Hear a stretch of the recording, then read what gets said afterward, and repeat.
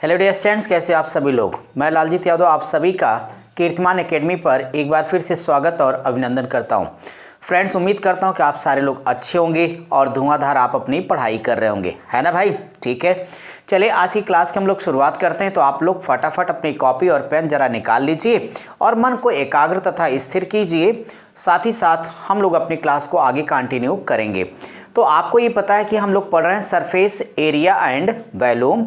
इसमें अब तक हम लोगों ने 8 क्लासेस पढ़ लिया है।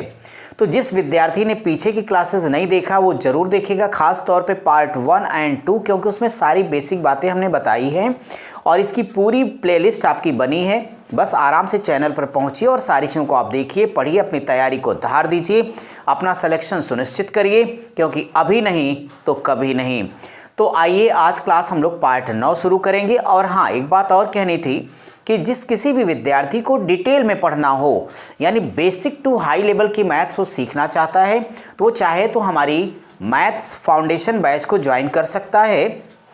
और ये बैच अभी स्टार्ट हो गई, तो ऑनलाइन तो हम आपके साथ मिलते रहेंगे। और ये मैथ्स का जो फाउंडेशन बैच है वो अभी ऑफलाइन अवेलेबल है। और आप इसके लिए किसी भी तरह की आपको इंक्वायरी लेनी, जानकारी लेनी है, तो जो वीडियो का डिस्क्रिप्शन है उसमें हमारे कॉन्टैक्ट नंबर दिए हुए हैं, आप उस पर लेकर के पूछताछ करके क्लास को ज्वाइन कर सकते हैं। अपनी मैथ्स को बेहतरीन से और बेहतरीन बना सकेंगे ताकि आपका सिलेक्शन बिल्कुल निश्चित हो जाए। तो ठीक है भाई, तो जो भी विद्यार्थी इच्छुक उसको पढ़ेगा, बाकी ये क्लास आपकी कंटिन्यू चलती रहेगी, इसमें कोई टेंशन की बात नहीं। तो ठीक है, चलिए आज की क्लास की शुरुआत करते हैं। और आज के लिए आप फटाफट लिखेंगे क्वेश्चन नंबर 1। अगर आज के लिए मैं आपके लिए पहला सवाल यहाँ लिखूंगा तो आप भी तैयार होंगे और क्वेश्चन नंबर 1 लिखना स्टार्ट कीजिएगा। क्वेश्चन नंबर 1 क्या भाई, एक अर्धगोले यानी हेमिस्फीयर की बात की गई यहाँ पे, तो लिखते चलो मेरे भाई फटाफट। तो ये हो गया एक अर्धगोले के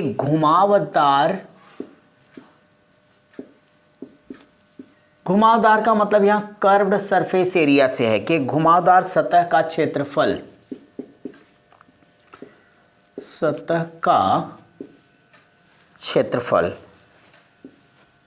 2772 सेंटीमीटर स्क्वायर है। और आगे दिया गया आयतन यानी वॉल्यूम, और आयतन 19,404 सेंटीमीटर क्यूब है। आगे लिखा गया कि इसकी त्रिज्या यानी रेडियस क्या होगी। ब्रैकेट में एक चीज़ आप सबको लिख के दिया गया क्वेश्चन में, यूज यानी हमें प्रयोग करना है पाई की वैल्यू 22/7, ऐसा क्वेश्चन में हम सबको लिख के दिया गया था। और इस क्वेश्चन को अब हम लोगों को मिलकर के सॉल्व करना है। डियर स्टूडेंट्स, अगर इस क्वेश्चन के बारे में हम डिस्कस करेंगे तो आप देखिए, आपने सारी बातें पढ़ी हैं, यहाँ पे बात की गई आपके अपने इस क्वेश्चन में, समझ आ रहा है ना। क्या सवाल तो लिख लिया, किसी तरह कोई प्रॉब्लम तो नहीं किसी विद्यार्थी को। यहाँ लिखा गया कि अर्धगोला हेमिस्फीयर, जब आप अर्धगोले की बात करिएगा तो यहाँ देखो दो चीज़ें हैं, चाहे आप कर्व्ड सरफेस एरिया यानी उसका वक्र पृष्ठ क्षेत्रफल के सहारे भी निकाल सकते हैं, क्या रेडियस यानी आपको सिर्फ त्रिज्या फाइंड करना है, तो इसमें कोई टेंशन लेने की जरूरत नहीं है। और चाहे तो आप उसके वॉल्यूम वाला फार्मूला रख करके भी इस क्वेश्चन को सॉल्व कर सकते हैं, यानी काफ़ी इजी लेवल का क्वेश्चन है। ठीक है, चलिए वॉल्यूम ही रख लेते हैं, क्या फ़र्क पड़ेगा। तो मुझे इतना आप लोग बता दो कि जो अर्धगोला है, अर्धगोले के वॉल्यूम का फार्मूला क्या होता है, 2/3 पाई आर क्यूब। तो 2/3 पाई आर क्यूब, इसकी वैल्यू आपके पास हो जाएगी 19404 के भाई। अब आप इसे थोड़ा सा कैलकुलेट कर दीजिए तो आपका निश्चित तौर पे यहाँ पे करेक्ट आंसर आ जाएगा। कैसे आ जाएगा, देखो पाई की वैल्यू आपको रखने को कहा गया 22/7 कर दो, तो आपको चिंता करने की आवश्यकता नहीं है। आप यहाँ लिख सकोगे 2/3 इंटू हो जाएगा 22/7 इंटू आर क्यूब बराबर होगा 19404 के। देखो कुछ कट पिट नहीं रहा तो टेंशन मत लो, सीधे पक्षांतर कर दो। जब आप पक्षांतर करिएगा तो ये आपके पास आर क्यूब बराबर आ जाएगा यहाँ से 19,404 गुणे, बताओ 7 त्रिक क्या होगा, 21 होगा। तो इधर आप इसका पक्षांतर कर दीजिएगा। भाई इसको 22 दूनी 44 कर सकते हो आप लोग, चाहे 44 करो और चाहे 22 गुणे 2 रहने दो, दोनों बातें आपकी चल जाएंगी। डियर स्टूडेंट्स, अगर आप इसे कैलकुलेट करिएगा तो ये आपके पास आएगा 441। यहाँ ज़रा गौर करिए कि अगर ये 441 मतलब 21 का क्यूब है, अगर मैं ये कह दूं कि r बराबर निकाल दो तो क्या निकालोगे? क्यूब रूट निकालोगे। तो 441 का मतलब 21 गुणे 21 और गुणे 21 होगा। तो बिना किसी डाउट के जो रेडियस निकल के आएगी 21 सेंटीमीटर की, और यही आपका आंसर होगा। क्या आपको समझ में आ गया भाई? चलिए फटाफट सारे लोग लगा लीजिए और ये आपका करेक्ट आंसर होगा। और हाँ भाई, फटाफट ज़रा वीडियो को लाइक कर दीजिए, कमेंट जरूर करिएगा और अपने मित्रों तक भी शेयर करिए, क्योंकि अब तो पढ़ना ज़रूरी हो गया ना भाई। आप लोगों ने घूम टहल लिया तो अब पढ़ाई शुरू करिए सब लोग। और चलिए आगे बढ़ते रहिए। लाइक और कमेंट में बिल्कुल कंजूसी नहीं करिए, पढ़ते रहिए। किसी तरह कोई प्रॉब्लम हो हमें बताइए, फ़ोन करिए। आप ऑनलाइन पढ़ सकते हैं, ऑनलाइन जुड़े रहिए। ऑफलाइन जिसको पढ़ना होगा वो संपर्क करें।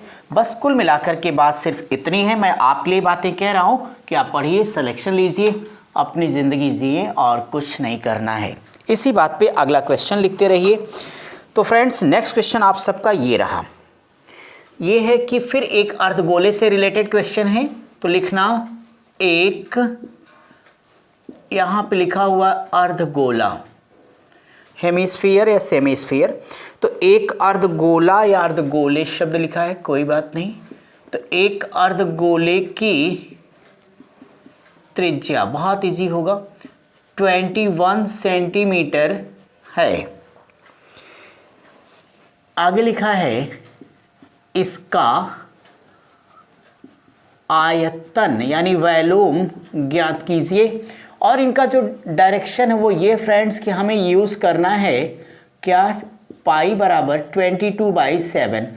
अब ये 3D तो इसमें नॉर्मली लिख दिया जाता है, इसमें कुछ घबराने की बात नहीं। कभी लिख देंगे 3.14, तो जैसा ही कहेंगे वैसा हम लोगों को करना होगा, है ना भैया। अब जरा देखिए इस क्वेश्चन को, अगर आप लोग इस क्वेश्चन के बारे में डिस्कस करिए तो इस क्वेश्चन में तो कुछ करने को बचा नहीं। अगर हमें वॉल्यूम बताना है भाई, तो आप बताइए कि जब अर्धगोले के वॉल्यूम की बात आती है 2/3 पाई r क्यूब, बोलो यही होगा ना। तो कह देना चूंकि इसका जो वॉल्यूम का फार्मूला ये होगा।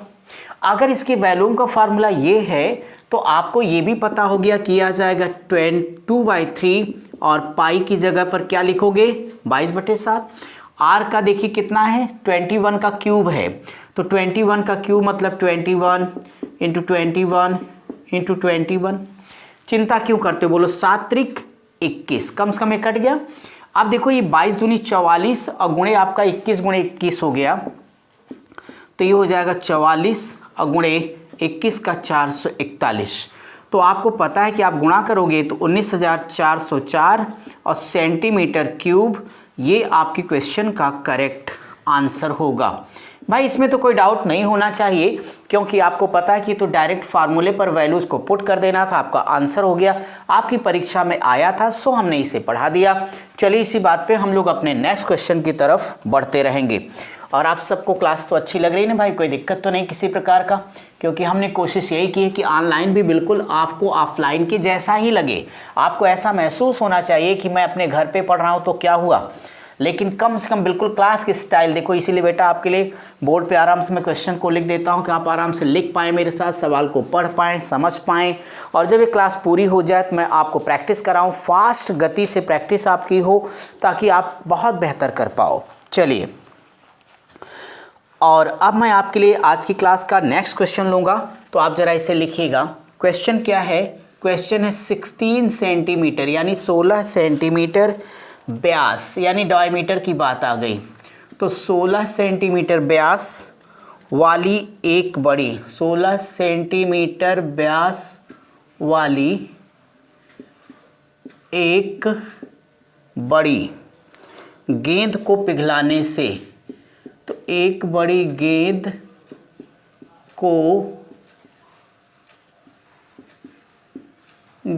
पिघलाने से 2 सेंटीमीटर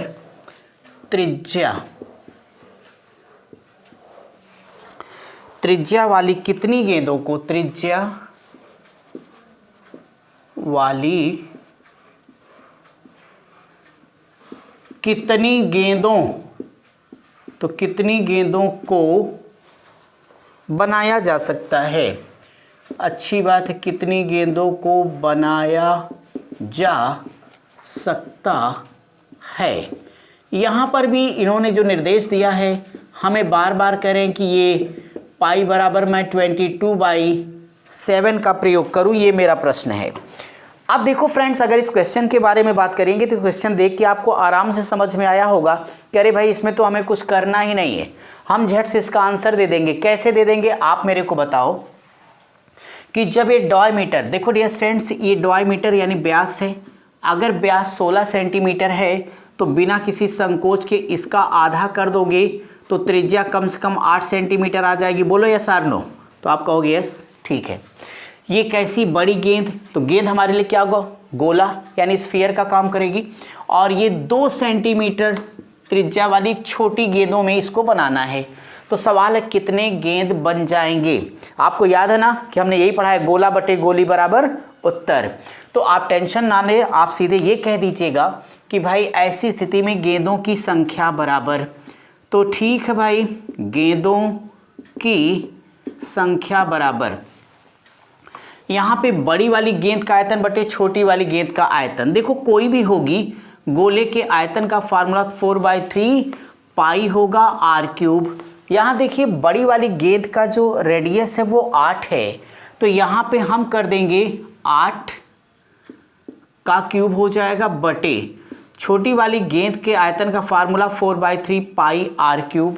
अब यहाँ से गौर कीजिएगा कि छोटी वाली का कितना है, 2 क्यूब हो जाएगा। आप सबों को ये मालूम है कि ये अपने आप क्या हो गया, कैंसिल आउट हो गया। अगर ये कैंसिल हो गया भाई तो ये कितना हो जाएगा, 8 गुणे 8 गुणे 8, चाहे हम 512 भी लिख सकते थे। ये 2 दूनी 4 दूनी 8 भी लिख सकते, तो कोई टेंशन लेने की ज़रूरत नहीं है। 8 से 8 को कैंसिल कर दो, 8 अट्ठे 64। तो ये कुल छोटी वाली गेंद कितनी बनेगी, 64, और ये 64 गेंद ही हमारा क्या होंगी, आंसर होंगी। तो एक बार सब लोग बोलो समझ में आ गया। अगर आ गया है तो बहुत अच्छी बात है, फटाफट आप कॉपी करिए ताकि मैं आपके लिए नेक्स्ट क्वेश्चन लिख पाऊँ। ठीक है भाई, चलिए तो फटाफट काम करते रहिए और मैं आपके लिए नेक्स्ट क्वेश्चन लेकर के आता हूँ और हम लोग फिर उसे समझा जाए और देखा जाए। बस आप सब लोग लगे रहिए, मंजिल अवश्य मिलेगी, परेशान नहीं होना है, लगे रहना है, क्योंकि practice make a man perfect. अब मैं आप सबके लिए नेक्स्ट क्वेश्चन लेता हूँ, बड़ा ही खूबसूरत सा सवाल, इसे वेरी इंपॉर्टेंट कर दीजिएगा, फिर मेरे साथ साथ समझिए। क्वेश्चन ये है, 3.5 सेंटीमीटर की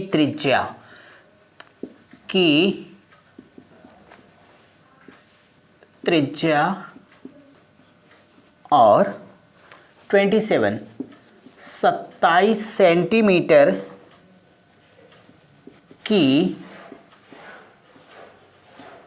ऊंचाई वाले एक शंकु को, ऊंचाई वाले एक शंकु को पूरी तरह से पानी से, पूरी तरह से पानी से भरा जाता है, पूरी तरह से पानी से भरा जाता है। यहाँ तक लिखा आप सभी लोगों ने, ठीक है भैया, भरा जाता है। इस पानी को आगे बढ़ते चलो भाई, इस पानी को 2.1 सेंटीमीटर, 2.1 सेंटीमीटर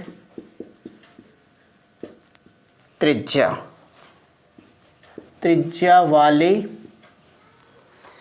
एक खाली बेलनाकार, त्रिज्या वाले एक खाली बेलनाकार सिलेंडर की बात कर रहे हैं यहाँ पे ये, तो आप लिख लीजिएगा खाली बेलनाकार बर्तन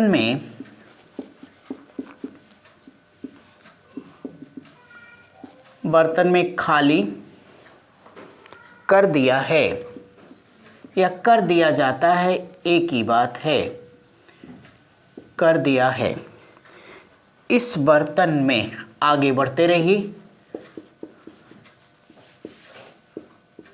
इस बर्तन में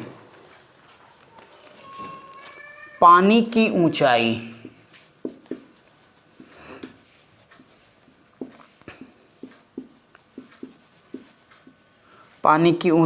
क्या होगी, यह प्रश्न है।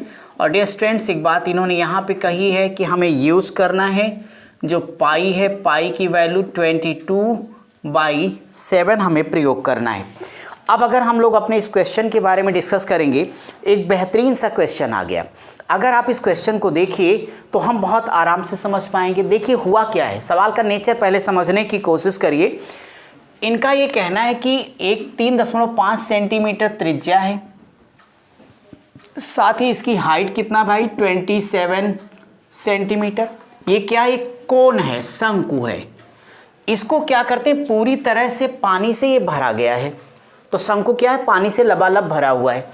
और इसको क्या करते हैं, एक 2.1 सेंटीमीटर त्रिज्या वाले खाली बेलनाकार, तो एक टंकी कैसी बेलनाकार सिलेंडर के बेस की है। शंकु वाला टोटल पानी ले जाके कहाँ डाल देते हैं, बेलन के अंदर डाल देते हैं। तो कहते हैं उस परिस्थिति में जब शंकु का पानी बेलन के अंदर आएगा तो इनका इतना सा कहना है कि उसमें पानी की ऊंचाई कितनी हो जाएगी। हमने आपको एक ही बात समझाई है कि ऐसे प्रश्न जब भी आपको सॉल्व करने हैं तो आपको 1 सेकंड की देरी करने की आवश्यकता नहीं होगी। सीधे डियर स्टूडेंट्स ये कह देना जो शंकु का आयतन होगा, नो प्रॉब्लम। तो आप सब यहाँ से निकालिएगा कि शंकु का आयतन बराबर बेलन का आयतन कर दीजिएगा। ऐसे प्रश्नों का आंसर आपको तुरंत निकल के आ जाएगा। अब यहाँ ये समझिए कि पानी की ऊंचाई चलो हम शंकु के संदर्भ में रख लेते हैं कि h है, तो हमें यही पाना है और कुछ नहीं करना होगा। शंकु का पानी बेलन में, ऊंचाई किसकी हमें बतानी है, बेलन की बतानी है। कैसे मिलेगी, आयतन से मिलेगी। अब हम यहाँ पे गौर करेंगे कि ये जो आप देखिए, अब शंकु का फार्मूला याद है ना आप सबको कि होगा 1/3 पाई r स्क्वायर h। तो पाई पाई तो कटी जाना, रहने दो, गुणे r। तो पाई r स्क्वायर जो शंकु आपका ये है पाई r स्क्वायर, तो यहाँ से कर दो 3.5 गुणे 3.5 इंटू शंकु की हाइट पहले से पता है 27 बराबर बेलन का क्या होता है बोलो, पाई r स्क्वायर h। तो बेलन का जो r है वो 2.1 है, तो यहाँ से 2.1 गुणे 2.1 गुणे ऊंचाई पाना है। इस लाइन में कोई डाउट तो नहीं हो गया किसी को। कैसे होगा भाई, शंकु का आयतन 1/3 पाई r स्क्वायर h, बेलन का पाई r स्क्वायर h। अब एक काम करिए कि कम से कम पाई से पाई को गायब कर दीजिए। बोले एग्री हैं। यहाँ से एक बात बताओ, 3 त्रिक 9 चलेगा क्या? यहाँ से अगर आपको 7 का पहाड़ा याद है, देखो एक एक अंक पे दशमलव है तो कोई प्रभाव पड़ेगा ही नहीं। क्यों भैया? तो 7 त्रिक कितना होगा, 21 हो जाएगा। और 7 पच्चे 35, बोलो 7 त्रिक 21 और 7 पच्चे 35। टेंशन कौन लेगा? पड़ोसी। क्यों? क्योंकि 9 इधर भी, 3 त्रिक 9 इधर भी, ना इधर रहेगा ना उधर, काट दो, 5 गुणे 5 रह गया। सो h बराबर 5 × 5, 5 पच्चे 25 सेंटीमीटर। ये आपका आंसर है। क्या कहते हैं, समझ में आ गया? तो अगर आ गया है मित्रों तो फटाफट इसे सॉल्व कर लीजिए। कोई डाउट है तो हमें बता दीजिए। ये क्वेश्चन बिल्कुल आसान सा है, आपके लिए सॉल्व हो गया। आप इसे जल्दी से कॉपी करें ताकि मैं आपका अगला क्वेश्चन लिखूं और आप एक और नए सवाल से परिचित हो सकें और ये देखें कि अगर कुछ अन्य आता है तो हमें क्या करना होगा। बस इस चैप्टर में आपने देखा होगा कि थोड़ा सा हम लोगों की जो निर्भरता थी वो कहीं कहीं फार्मूले पर थी, और फार्मूला कोई इतने ज़्यादा नहीं थे, ये इन्हें याद रखा जा सकता है और वो आपने किया भी, हम लोगों ने बहुत डिटेल में पढ़ा अब तक। तो चलिए अब हम लोग नेक्स्ट क्वेश्चन को तुरंत करेंगे। आपके लिए जो नेक्स्ट क्वेश्चन आ रहा है वो ये है, एक सिलेंडर यानी बेलन की बात हो रही है यहाँ पे, तो लिखिएगा एक सिलेंडर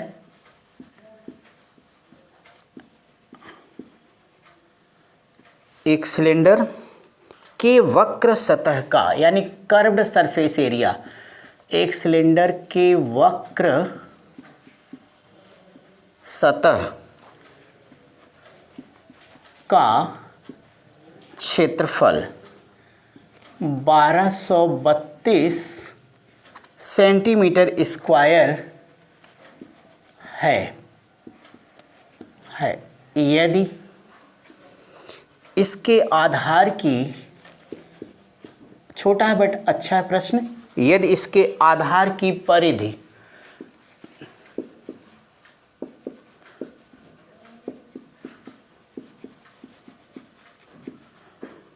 कितना दिया, 154 सेंटीमीटर,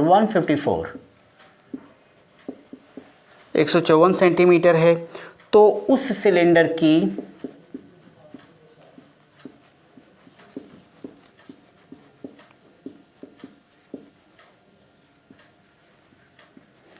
सिलेंडर की ऊंचाई कितनी होगी।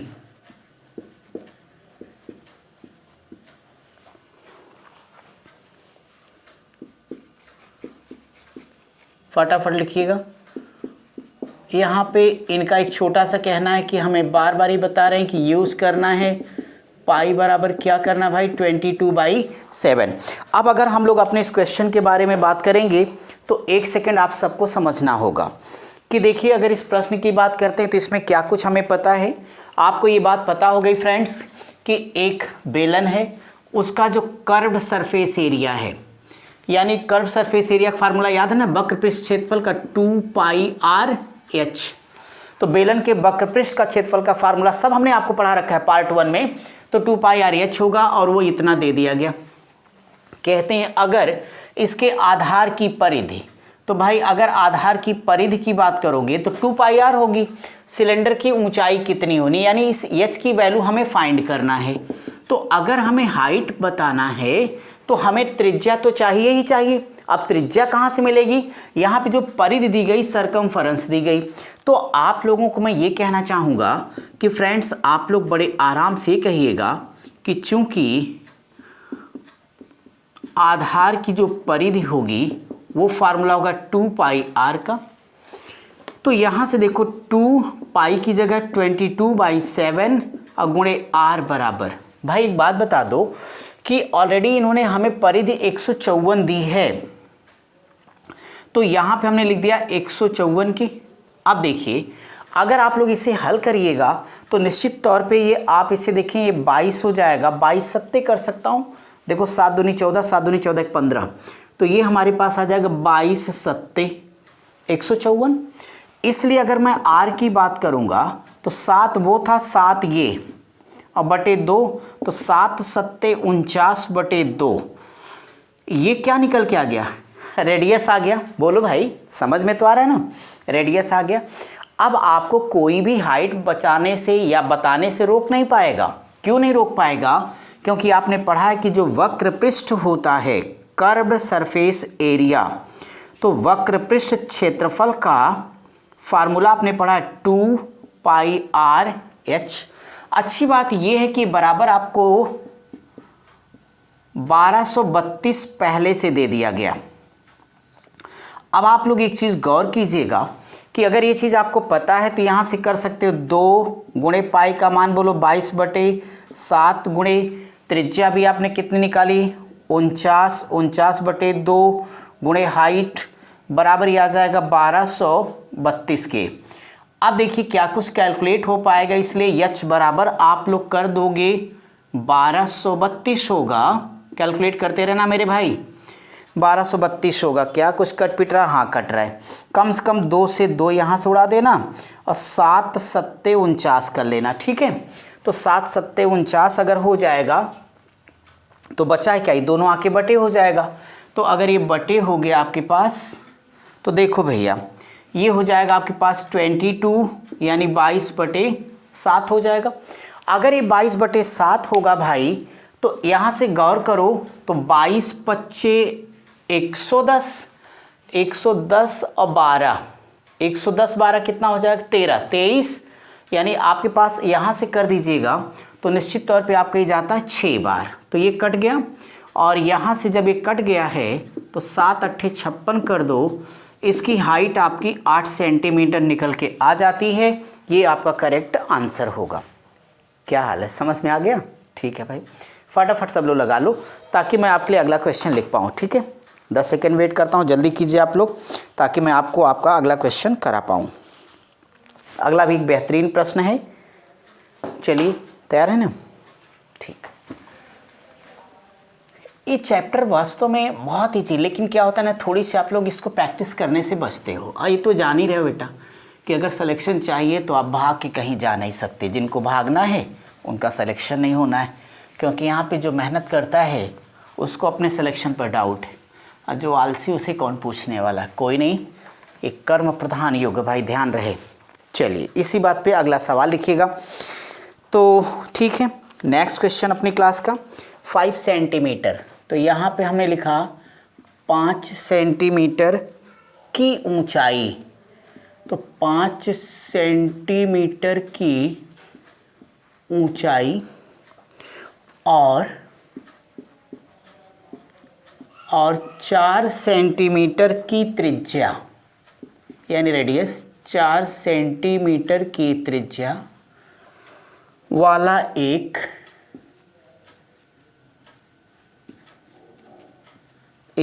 बेलनाकार सिलेंडर की बात हो रही है यहाँ पे।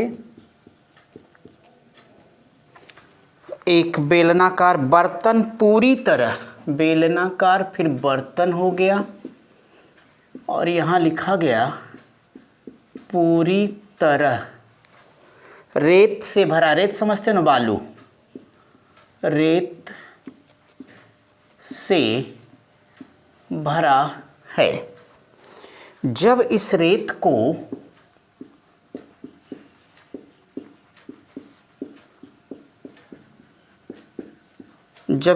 को उड़ेला जाता है,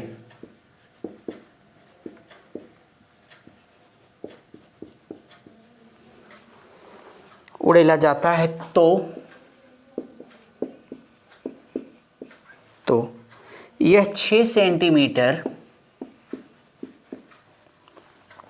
त्रिज्या वाले एक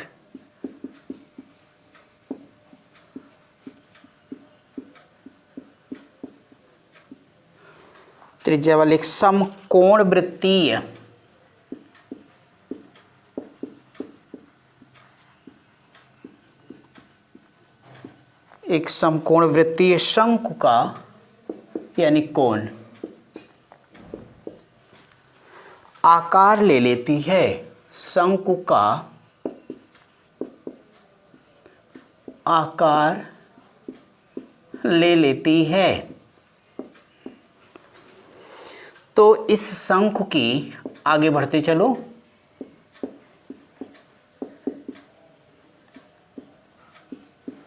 तो इस शंकु की ऊंचाई क्या होगी।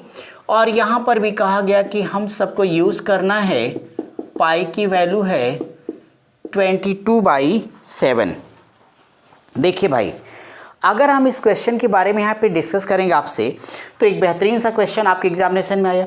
अगर इस बेहतरीन क्वेश्चन का हम लोग सबसे सिंपल सॉल्यूशन देखेंगे तो सबसे आसान हमारे लिए क्या है। पहली बात तो ये है फ्रेंड्स कि देखो 5 सेंटीमीटर हाइट, 4 सेंटीमीटर रेडियस यानी त्रिज्या वाला एक बेलनाकार क्या है, बर्तन पूरी तरह रेत से भरा है। तो कम से कम एक बात तो समझ में आएगी आपको कि यहाँ जो बेलन का आयतन है वो बराबर होगा किसके, उसमें बालू भरा है कोई बात नहीं, रेत भरा है, रेत उड़ेल दिया गया, और ये जिसमें उड़ेला गया है वो 6 सेंटीमीटर त्रिज्या वाला क्या है, कोण है, और उस कोण के आकार में आएगी। तो सवाल है कि उस कोण की हाइट क्या होगी। अब आप क्या कह सकते हो कि बेलन का आयतन बराबर निश्चित तौर पे क्या हो जाएगा, ये शंकु का आयतन। भाई आप देखिए यहाँ पे दोनों ही आयतन को अच्छी तरह से पहचानते हो।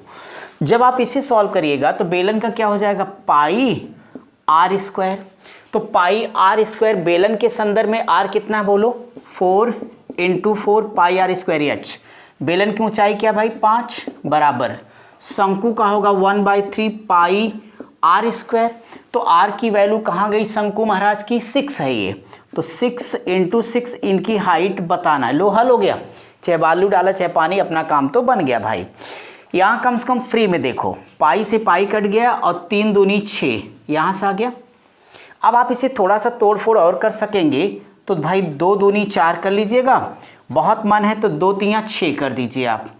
तो आपके पास क्या बच जाएगा, 3 × h बराबर 4 पच्चे 20 के, इसलिए h बराबर अगर आप 20/3 करिएगा तो 3 छक 18 2 20, 3 छक 18 6 आएगा, तो 6.67 सेंटीमीटर अप्रॉक्सीमेट आपका ये करेक्ट आंसर हो जाएगा।